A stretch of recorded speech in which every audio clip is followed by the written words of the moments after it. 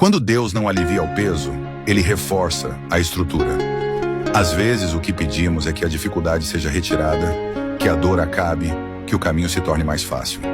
Mas em vez disso, Deus nos fortalece, nos dá resistência para suportar aquilo que não podemos evitar. Ele não tira a montanha do nosso caminho, mas nos dá a capacidade de escalá-la.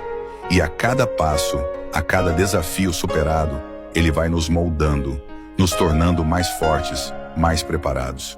O que parecia insuportável começa a ser carregado com mais leveza. Não porque o peso diminuiu, mas porque nossa estrutura interna foi fortalecida.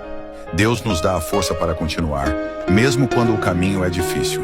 Ele nos ensina a confiar que, com Ele ao nosso lado, somos capazes de suportar e superar qualquer coisa. E ao final, percebemos que o peso nos fez crescer, nos fez mais fortes e mais resilientes.